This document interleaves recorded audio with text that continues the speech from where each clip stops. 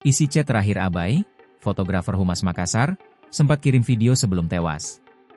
Muhammad Akbar Basri alias Abai, fotografer Humas DPRD turut menjadi korban tewas dalam insiden kerusuhan demo membakar kantor DPRD Makassar Jalan AP Petarani, Makassar, Sulawesi Selatan, Jumat, 29 Agustus 2025, malam.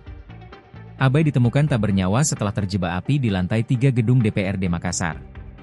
Di beberapa grup, termasuk grup bersama media DPRD, Abai sempat mengirim video momen mencekam saat dirinya berada di tengah kepungan api dan asap di dalam gedung DPRD Makassar. Dilansir dari tribunnews.com, video yang sempat dikirim Abai tersebut berwarna hitam gelap, suaranya berat dan sesak. Sesak nafas, ya Allah, kata Abai pelan dengan napas terengah.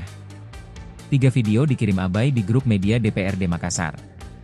Video pertama dikirim pukul 21.47 WITA, video kedua pukul 21.55 WITA, dan video ketiga pukul 22.03. Namun video tersebut diatur hanya sekali lihat sehingga tak bisa diteruskan. Di grup WhatsApp lainnya bersama staf DPRD, Abai juga mengirim video yang sama. Ia memberi sinyal sedang darurat dan membutuhkan bantuan. Ia juga mengirim pesan permintaan maaf, berikut. Bismillah, mohon maaf kalau ada salahku semua. Sehat-sehat kina di kepung Endea bisa apa-apa Endea bisa mohon doa tak kasihan.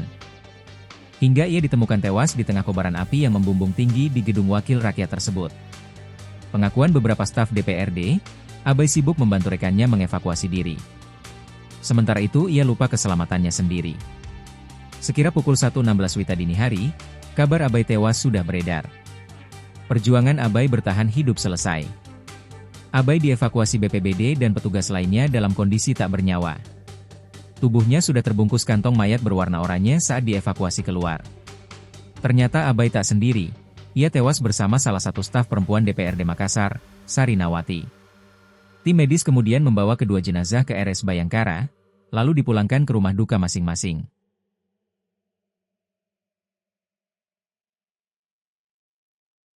Download Tribun X sekarang.